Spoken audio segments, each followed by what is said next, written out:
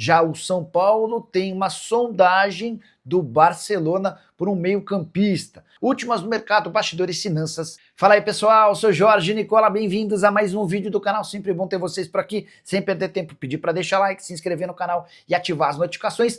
Quero falar agora sobre o São Paulo. Tem jogador do tricolor na mira de clube gigante do futebol europeu, o Barcelona. Eu me refiro a Gustavo Zabarelli, meio-campista de 16 anos de idade, que também entrou na pauta do Ajax e do Benfica. A informação sobre o interesse dos clubes europeus foi divulgada pelo jornal espanhol Sport.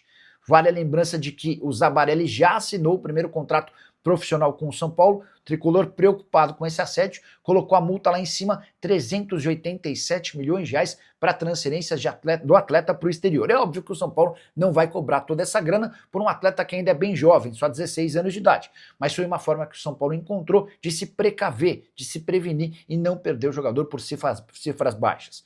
O Zabarelli chegou à base do São Paulo em 2015, ou seja, há 10 anos, quando tinha apenas 6. Primeiro para jogar futsal, a partir dos 8 ele começa a mesclar futsal e futebol de campo. Com 11 anos de idade faz sua estreia num jogo de futebol de campo oficial. Atleta super ligado ao São Paulo e que desde o mês de agosto está na Alemanha. O São Paulo havia fechado, você vai lembrar, uma parceria com o Stuttgart, programa de intercâmbio entre atletas. Em agosto, o Zabarelli foi de forma por empréstimo, num período de experiência no Stuttgart, e isso só reforçou a vontade dos clubes europeus em contar com o jogador. São Paulo, que tem um histórico bastante bom de venda de atletas para clubes grandes do futebol europeu. É bem verdade que nos últimos tempos as vendas têm sido por cifras bem inferiores àquelas habituais. Só para fechar, em relação ao Zabarelli, atleta do Sub-17, temporada atual mesmo com 16 anos, de 25 jogos, 1.298 minutos em campo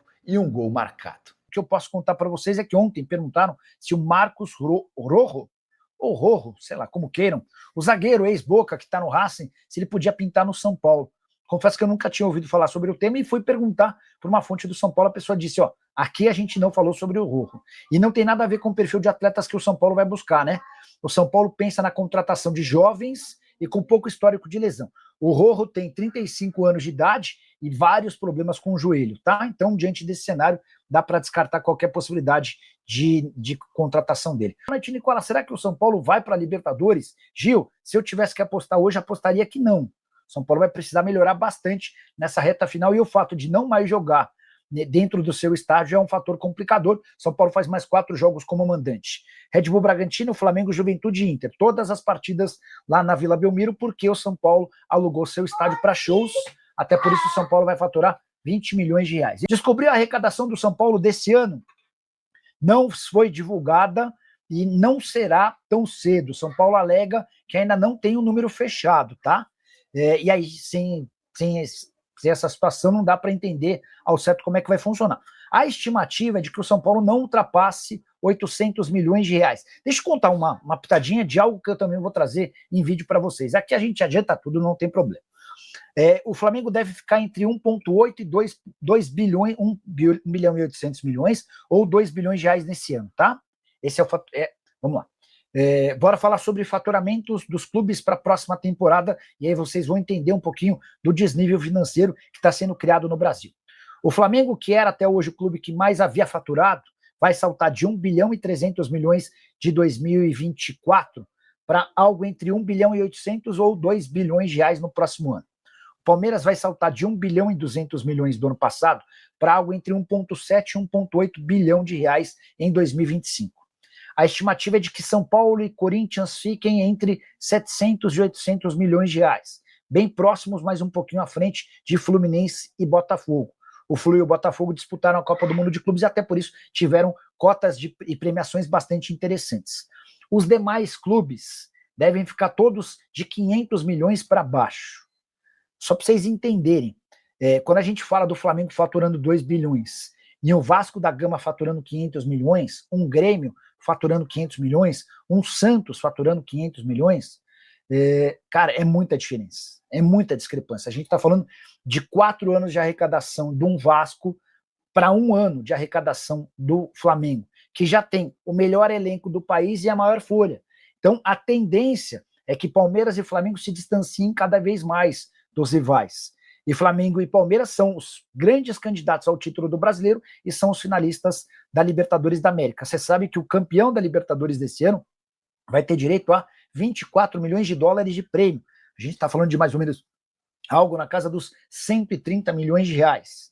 E com essa diferença aumentando, eu começo a imaginar que há sim um risco de espanholização do futebol brasileiro. Do Racing na semifinal da Libertadores, Marcos Rojo pode virar reforço do São Paulo? Essa pergunta me foi feita durante o programa do Nicola dessa quinta-feira aqui no YouTube. Não sabia de nada a esse respeito e repassei por uma fonte que está participando de todo o processo de definição do elenco para 2026. E a resposta foi, abre aspas, nunca falamos sobre esse nome. Quero usar esse exemplo do Marcos Rojo para contar para vocês o que o São Paulo procura e o que o São Paulo não procura em relação a reforços para a próxima temporada. O São Paulo fará alguns investimentos no mês de janeiro, até porque entende que em janeiro há necessidade de ser a janela mais forte da temporada, especialmente por conta da antecipação do Campeonato Brasileiro. Você sabe que Brasileiro e Campeonato Paulista vão acontecer de forma simultânea a partir do próximo ano. Diante disso, São Paulo vai buscar a contratação de atletas mais importantes no início da temporada. Não é o caso do Rojo e não é o caso de jogadores com idade avançada e com histórico de lesões.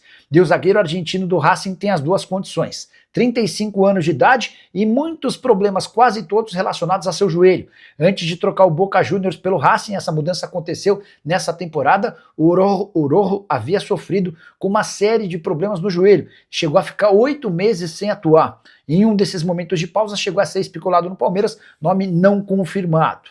Importante registrar também que, por conta da dificuldade financeira, o São Paulo não fará enormes investimentos. A busca se dá por atletas jovens, com histórico pequeno de lesões, em que não haja a necessidade de um grande investimento. E dá para dizer também que zagueiro não é prioridade, especialmente depois da chegada do Rafael Tolói na última janela de transferências. Hoje o São Paulo tem Tolói, Arboleda, Alan Franco, Sabino, além de uma série de garotos da base que serão promovidos num futuro não tão distante. O Ferrares pode ser utilizado como zagueiro e como lateral, embora seja zagueiro de origem. Notícias do São Paulo. Marcião estava contando para vocês sobre reforços, né?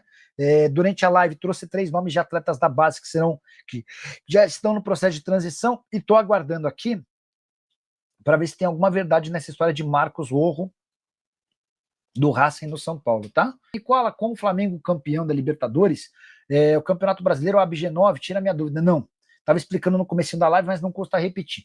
Flamengo campeão da Libertadores, o G6 vira G7.